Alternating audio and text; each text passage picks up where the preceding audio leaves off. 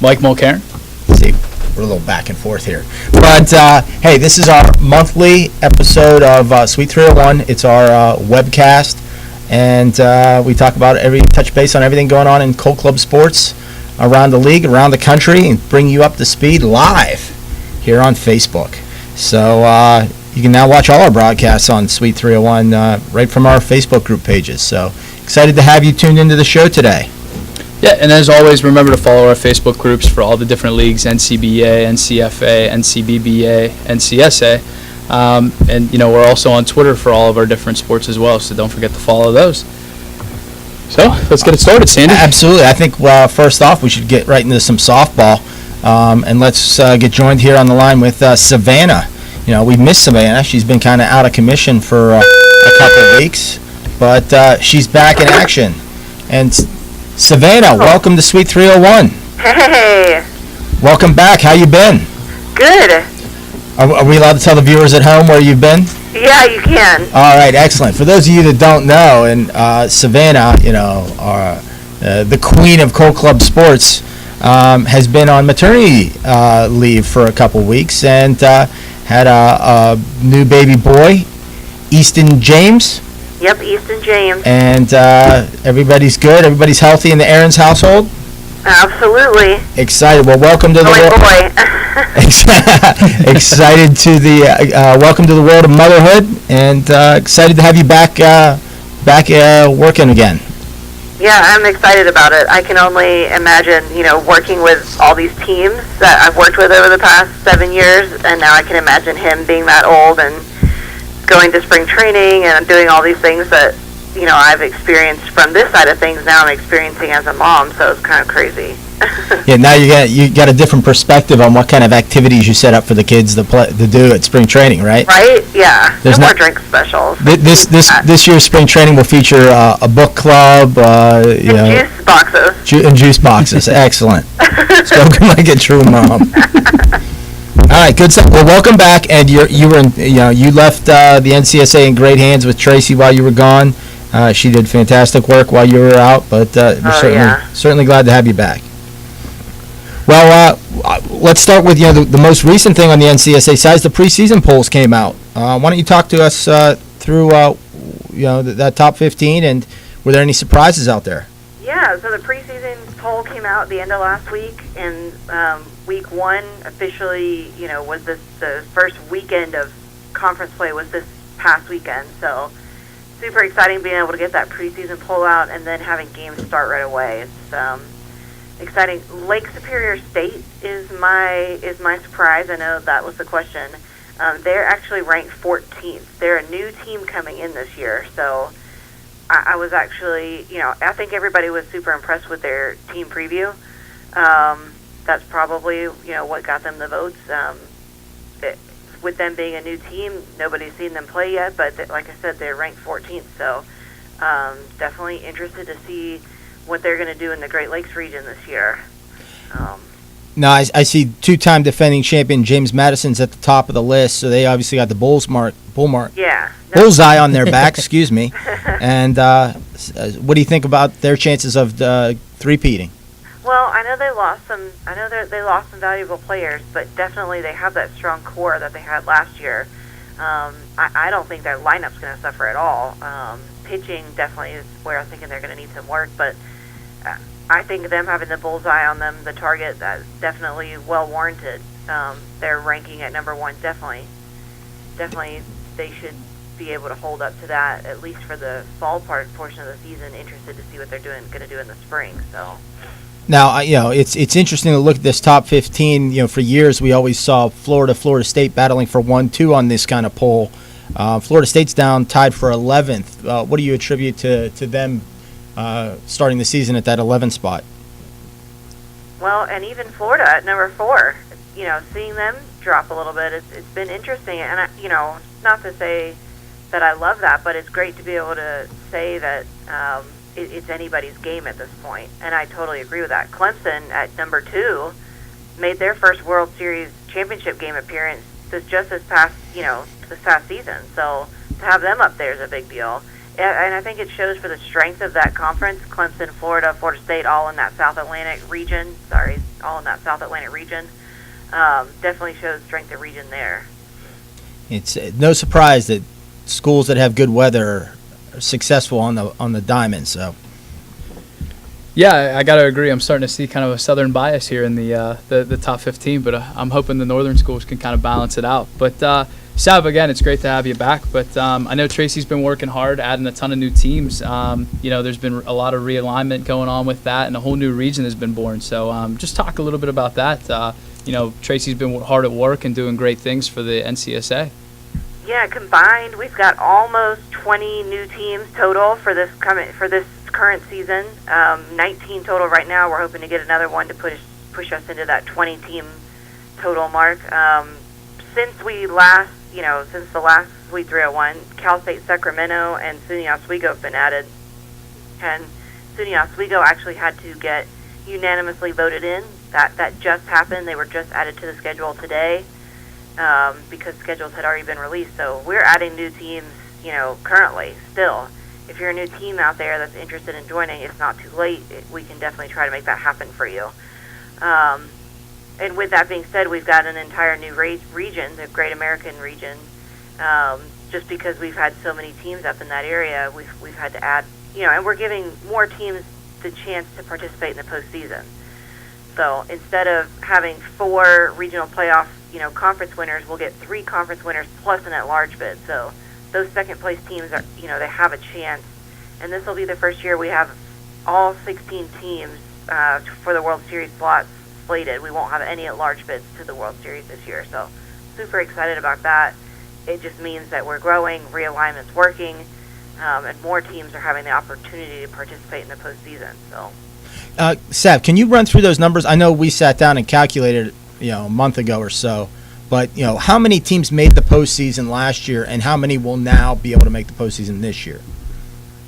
Good question. Last year, I know. Currently moving forward, 32 teams will make the postseason. 32 teams this year, and it was 26 teams last year. So we created 6 more playoff spots. That's tremendous. Right, so that's 6 more, postseason positions. That teams that otherwise wouldn't have gotten an opportunity this past season, like in the South Atlantic region, for example. There were 4 conference winners. The second-place team, which would have been Florida State, didn't get that opportunity to play in the regional playoffs. Luckily, we had an opportunity for them to compete at the World Series, but again, that won't be an option this year. So having that extra at-large bid to the regional playoffs is huge. Absolutely. Yeah, I know, Seb. I got a chance to talk to SUNY Oswego today, and they're chomping at the bit, ready to get out on the diamond and get everything going. So, I mean, like you mentioned, you're still looking to grow, and if you're a team looking to join the NCAA, don't hesitate to reach out to Tracy and get in the league, because it's a lot of great action, a lot of great teams involved. So.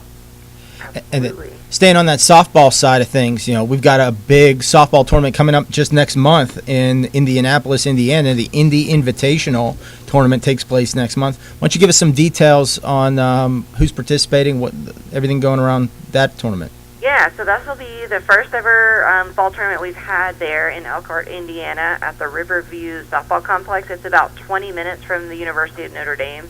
We actually used this complex not this past season, but the season before for the Great Lakes Regional Playoffs. So it's a tried and true venue. It's beautiful. It's a 4-field complex. We're hoping for gorgeous weather October 8th and 9th. And we have 7 teams currently competing and on the schedule. Looking for one more team. If you're a team out there that's on the fence, we have a spot available for an 8th team.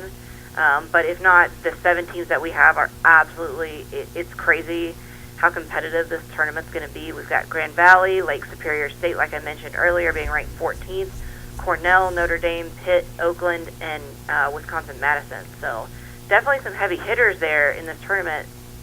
May be shaking up that top 15 poll for sure after we see the results from this tournament.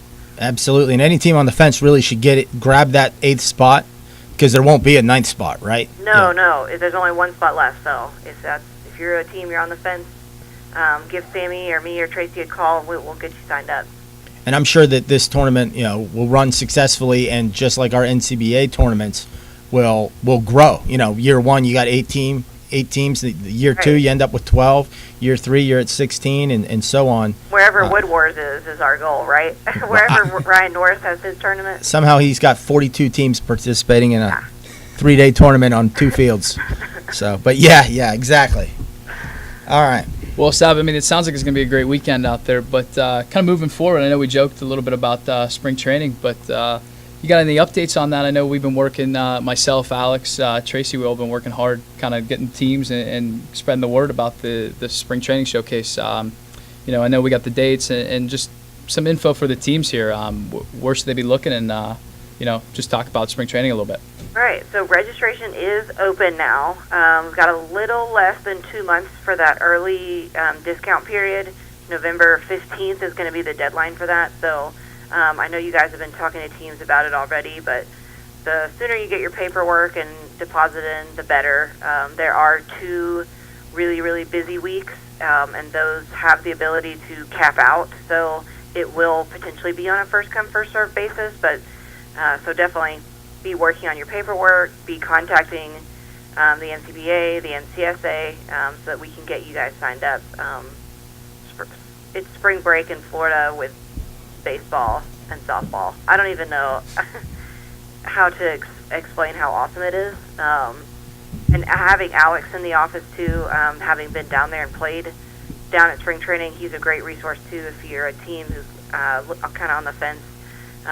Obviously, Eric in the office has played in spring training and been down there as a staff member for quite a few years now. So definitely, we've got everything you need from budgets. If you're interested to kind of putting together a budget, we can help you with that. Everything from rental cars to flights to hotel rooms, we can help you out with that to just get you set up. And Tracy can help you with fundraising. So we've kind of got you covered on all bases. But now is the time to start doing that.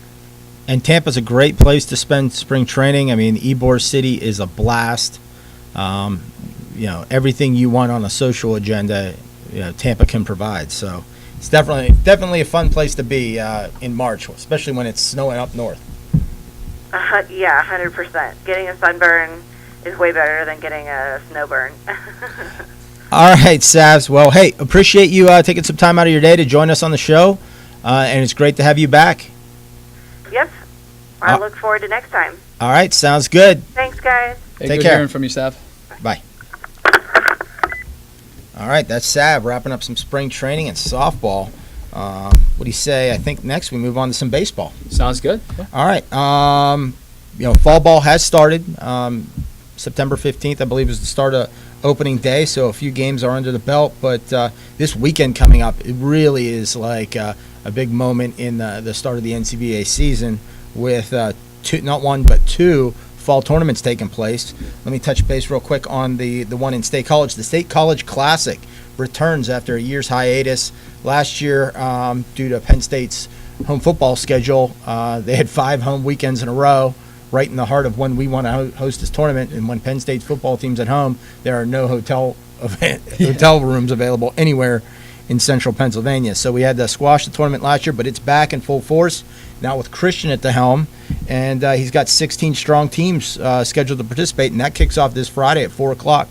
We got Cal U, Hofstra, Penn State, Towson, SUNY Cortland, Delaware, Niagara, UConn, George Mason, Maryland, Pitt, WVU, Brockport, Loyola, Ohio, and Rutgers. So a nice field of teams there, some D1, some D2. Got some big-name teams in Pitt and Penn State. Not to mention Delaware, a regional contender year after year. Ohio University, who went to the championship game of the Mid-Atlantic Regional last year. So there'll definitely be some great competition. And frankly, I got my early sights set on Delaware. Blue Hens, that's your team? The Blue Hens. I'm not going to say they're my team. They're my pick.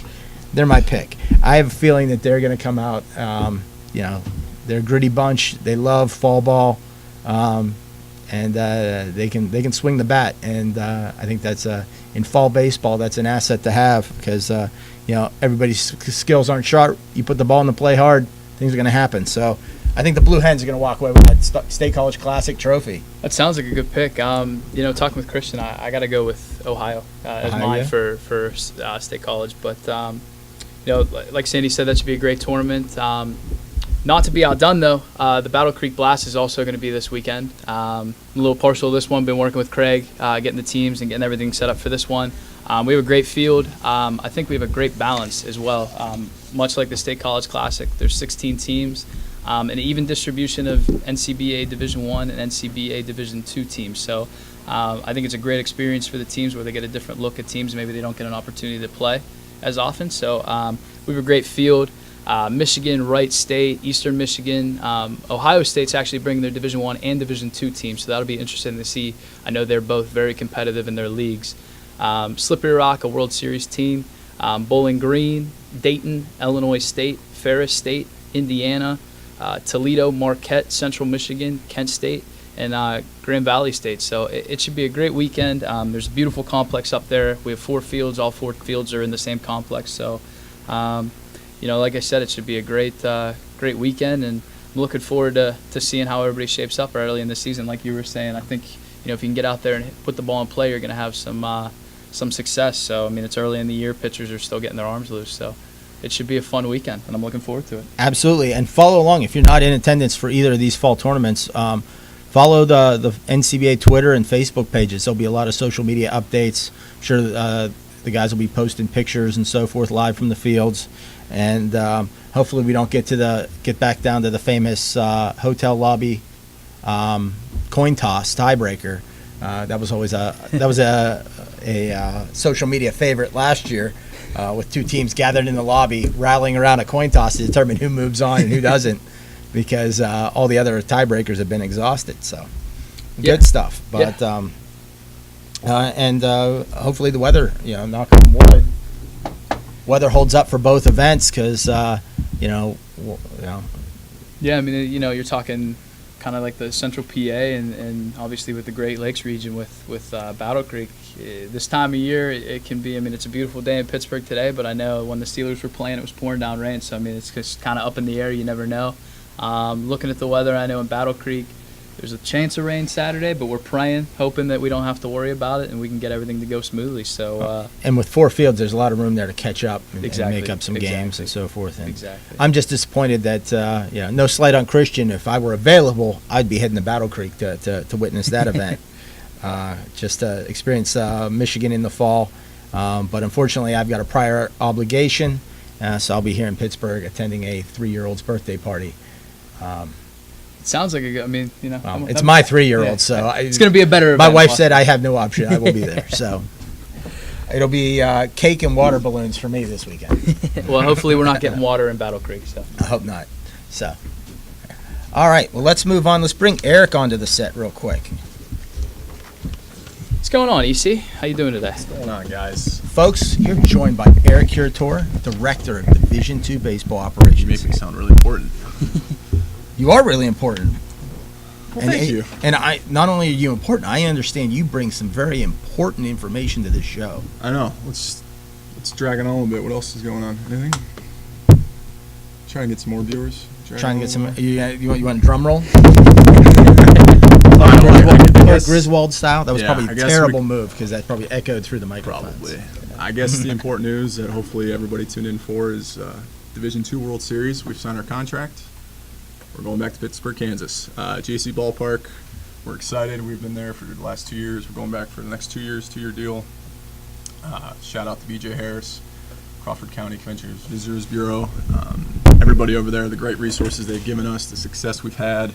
And you could speak to it too because you've been there the last 2 years. We've had a fantastic relationship with them. It's been nothing but valuable to us and our teams, and all the parents and family and friends they bring. Everyone's had a great time. We've had a great time. It's worked out great for us, and we're gonna keep it going for another 2 years. I love that ballpark. I love that event.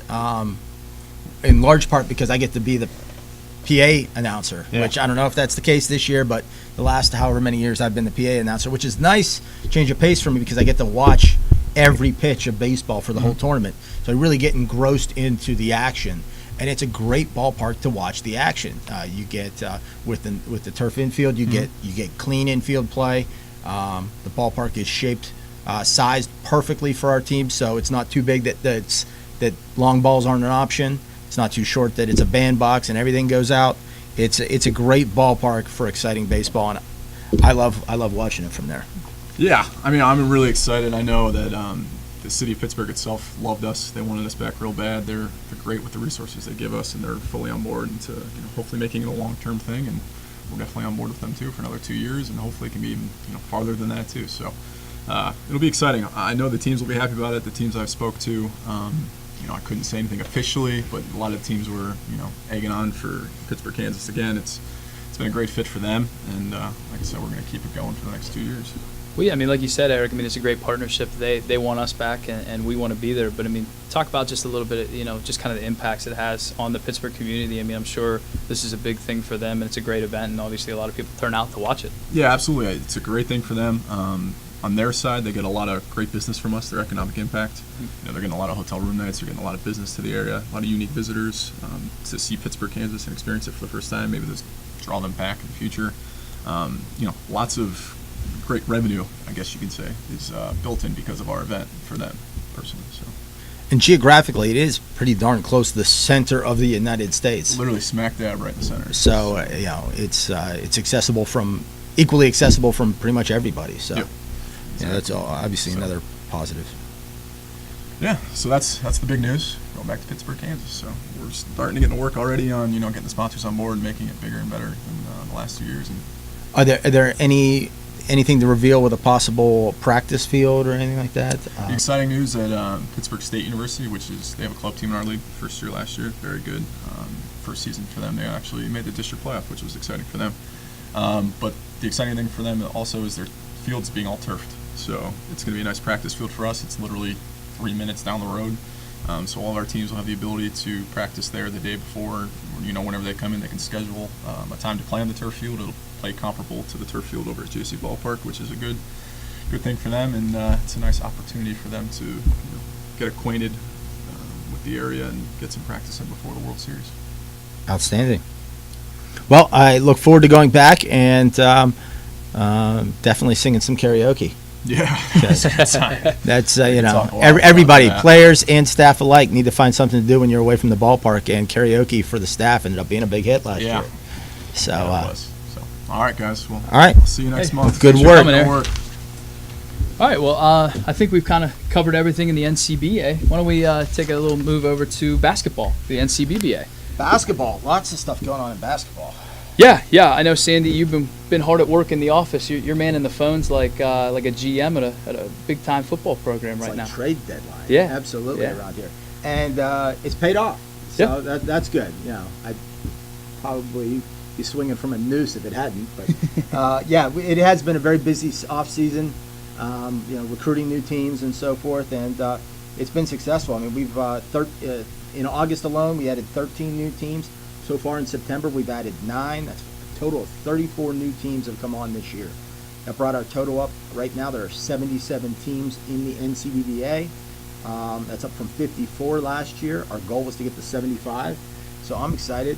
I hit the goal. So There you go. I mean, not to get too greedy, but I know you've been adding, and you're still hard at work. Any other clubs maybe that might be joining us here? There's a few possibilities, including an entire area region, the Gulf Coast down in Texas, where I've just been so engrossed with talking to teams in the parts of the country where we already had existing clubs, trying to supplement their schedules, supplement their conferences with more teams, that I've barely gotten to touch the Gulf Coast yet. So hopefully we're working on realignment of the Mid-America Conference right now. Grew that to 11 teams this year, so that's going to see a split north-south or east to west.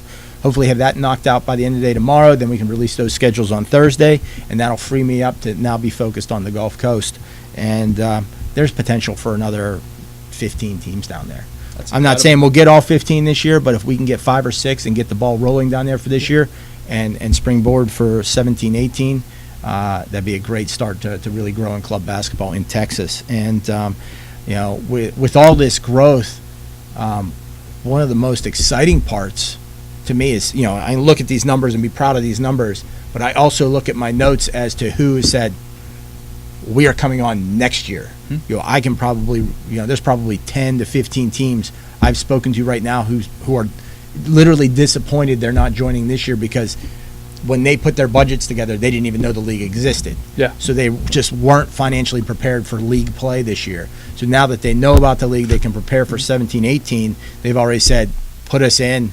We're going to put our budget, realign our budget for 17-18 that we can prepare to play in a league, and we'll be on board. And it's going to be a great growth year next year, too. Yeah. I mean, I know kind of talking with you about it, that seemed to be like a domino effect. Once one joined, it kind of seemed like the whole area. If you hit one team in one state, and if it was a new state for us in the basketball conference, it seemed like everybody around them joined. So next year I can see the same exact thing happening where we have just this tremendous growth, and it's great for the league. And if you're a club basketball team that isn't in the NCBBA and you're interested, obviously reach out to Sandy because this league's growing and it's doing wonders. And one of the other things we've seen some of this year or this month is schools that have more than one club basketball team entering multiple teams in the league, such as University of Wisconsin has a red and a white team. I asked them, is it an A and a B team? They said, no, we think of ourselves as equals. We split it up. We don't load one team and let the other team slide. They said, no, we split it up equally to be equally competitive. So they've entered both teams in the league, and Purdue has done the same. And I think more and more teams will continue to do that in the future. And eventually what that'll lead to is what it has in baseball is eventually we'll get to NCBBA Division II basketball. And, that's a few years down the road, but, it is on the horizon, and the proof is in the pudding. Yeah. I mean, like you said, we already have so many teams that are looking to join for next year. It's the blueprint's there. In the next few years, the NCBBA will be, maybe twice the size it is today. And look out, I'm getting a lot of, as we're adding these new teams and we announce Bradley University has officially joined the National Club Basketball Association. 24 hours later, I'm getting an email from a girl, hey, we have a club basketball team. Can we get in your league? Yeah. We don't have a women's league, but it'll come. So, that's, on the horizon as well. So. Yeah. Well, I think, that's what we got for basketball today. Obviously, great stuff there, Sandy. Why don't we transition over to football now, the NCFA. I know it's in full swing. We got some games going, and let's talk about the season a little bit. I'm excited. Absolutely, yeah. Week 1 is in the books. New polls, the Week 1 polls will be out tomorrow. So the voters are getting their ballots in, and, we are officially underway. Even got a couple conference games in right off the bat. Week 1, Vermont taking down Hartford 55-0. Two positives from that. One, Hartford didn't play a game last year. Yeah. Folded their whole season, just couldn't get enough guys to field a team. If they're out there listening, I'm proud of you guys for what you've done this year to get out back, get your guys together, get back on the field and play football. That's step 1. Great job. It'll come, and the victories will come soon enough. Vermont, always a tough team in the league. We expect big things out of them, and it's no surprise that they come out right out of the gate and win a conference game. The other conference game that was played this past weekend, North Carolina took down North Carolina Greensboro 12-7. Both of those teams are new to the league. Greensboro's brand new to existence. North Carolina's had a team for many years just outside the NCFA, and it's good to have them get involved and we win a conference game. And what we see, that matchup actually becoming more of a rivalry since they're both satellite schools in state. That could be a battle where for years that those teams scrap, get together in a scrappy series. So I think it's great that even early in the season we're getting those conference rivalries. I mean, sometimes you don't see that right off the bat. You're getting your conference rival in week 1. You got to show up to play every week. So that's great. Vermont, obviously, a big W. Again, hats off to Hartford for getting back out there and playing some ball. I think, a score like that, they might be the team to beat. I'm sure they're going to shoot up in the polls this year.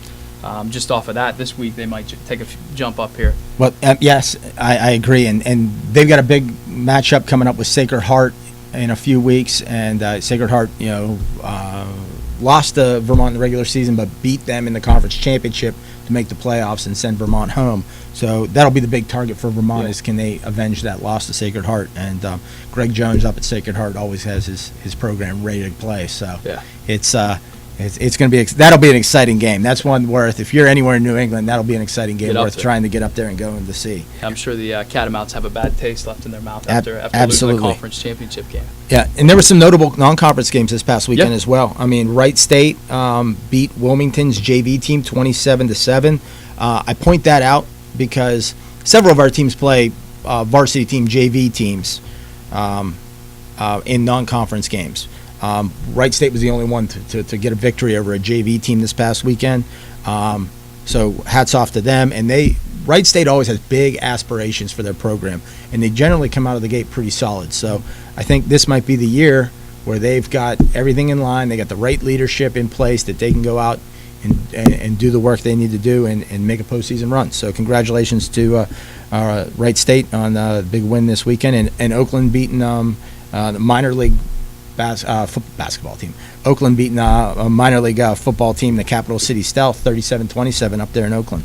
Yeah, that's quite an accomplishment. Obviously, Wright State and Oakland beating two teams that aren't necessarily in the NCFA, but being able to compete outside of the league and show that the NCFA as a whole is a force in its own division. So, moving on to this weekend, we got a big annual NCFA kickoff happening. Scott Hoffman's running that up in Lancaster, PA. Two big games on deck. Team near and dear to my heart, and I know they're new to the club football team, new to the club football world. Pitt's playing Sacred Heart. And then we got George Mason and Ohio State, and you think Ohio State, when you hear that name, you think football, so I'm sure their club football team's going to be ready to go. George Mason, another team that's been in the NCFA for a while, and they're pretty competitive, so it should be a great weekend out there.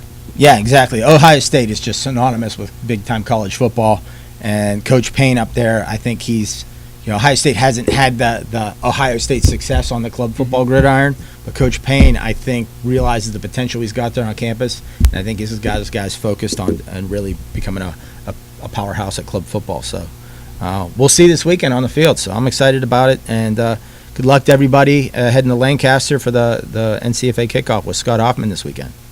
Yeah. Also a couple conference games. Central Connecticut State is at Eastern. We have UNC at Middle Georgia State. Middle Georgia State, the reigning national champion. So it'll be cool to see them out on the field, see if they were able to reload. Absolutely.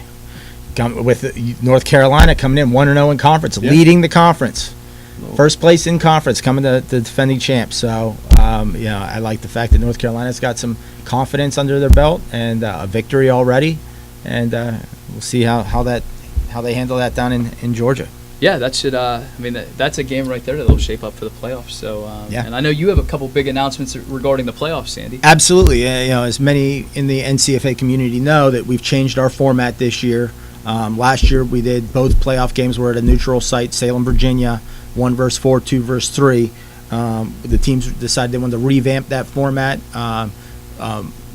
mostly for logistical purposes, and find neutral sites that were more advantageous for travel. So the Great Lakes champion and the North Atlantic champion are going to face off in a playoff game, and the Mid-Atlantic champion and the South Atlantic champion in a playoff game, with the winners meeting in the National Championship Bowl.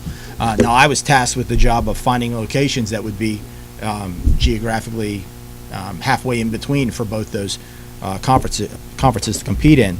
And I'm real excited about announcing that Erie, Pennsylvania, Cathedral Prep Villa Event Center, Dollinger Field in Erie, is going to host the North Atlantic versus Great Lakes Championship playoff game. That's going to be held on November 19th. It's a great facility, beautiful, high-end prep school, high school. So, I went on the tour of this place, and it looked like I was looking at a college. Yeah. Beautiful facility, everything. From their weight rooms, which really doesn't impact us, but their natatorium, their basketball facility. Holy cow! Their basketball court has luxury boxes. Well, that's Erie Prep. If you're in the Pittsburgh area, they come down and beat up on our football teams all the time. So Absolutely. Obviously, you can see where that's bred is in the facilities. And that's probably why we chose to be there. It's such a great place. It's a great facility, and the number one reason to put it on our radar was that Erie, Pennsylvania was when we took here's the Great Lakes, here's the North Atlantic, let's calculate the center point. Erie, Pennsylvania was the center point. So the fact that we were able to hit that center point and get such a great facility, I'm very excited with. And then with the MAC versus the South Atlantic playoff game, we're returning to Salem, Virginia. Again, great relationship there. Good halfway in between spot, and Spartan Field at Salem High School will serve as that venue. Same place we hosted both playoff games last year. There'll just be one game this year. So great relationship there, good facility there. So excited to be able to continue to partner with Salem. And then our national championship has been in Salem for like the last 4 or 5 years. At this year's past meeting, the teams were very adamant that their number one priority was that the national championship was held centrally located within the entire NCFA. So we plugged all our teams. We found a website that calculates this for you. You plug in all these cities, and they call it the geographic center of all your locations. And it turns out the geographic center of the entire NCFA is basically Morgantown, West Virginia. So we started talking to the Morgantown Sports Commission, and it turns out the weekend that we want to host this event, Baylor is in town to play WVU, which means no hotel rooms. Yeah, you might not be able to get a hotel room in Pittsburgh. Right, exactly. So we started like branching out from the Morgantown area and fell upon Wheeling, West Virginia, a place I happen to drive through every time I go to my in-laws, and started thinking, there's a couple colleges around here. Let's take a look. So teamed up with West Liberty University, went and took a tour. Beautiful facility, just put in a multi-million-dollar upgrade to their turf and their stadium, their concourse, their press area, their coaches' booths. I mean, it's nice. It's big enough that you realize you're in a college facility, but it's small enough that our teams are going to love the intimacy of it as well. So it's going to be a great place to play this national championship game. It's going to be held December 3rd in Wheeling, West Virginia. So, talking to some of the people in Wheeling, including the head coach of West Liberty University, he said, in this town, if you tell anybody there's a football game, they don't care if it's flag football. People show up because they just want to watch football. Yeah. So we might have some local crowds there. So we'll see. Only time will tell. But that's the put it on your calendar. Put the pin in the map. That's where you're trying to get to at the end of the year. Yeah, I mean that should be very exciting. Obviously, the playoff time. That's what what teams fight for all year to get there. And now we have 3 great locations for that, and 3 great partnerships with the Erie Sports Commission, Sign Up Genius, and Rawlings for all 3 of the different sites. Right. Rawlings has been a sponsor for years, handling our cloth apparel. They're a uniform supplier, uniform sponsor, apparel sponsor, the NCFA.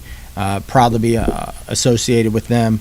And then Sign Up Genius, a website portal for the internet, has stepped up and said, hey, we want to get involved. We want to help this event be successful. How can we get involved? So they've partnered up to get some exposure for themselves. They like our demographic, and I think they want to be able to contribute and say, hey, we helped this event take place. So we really appreciate them over at Sign Up Genius. Definitely check them out and see their support. There'll certainly be a lot more as the national championship looms closer about all the partnerships and so forth.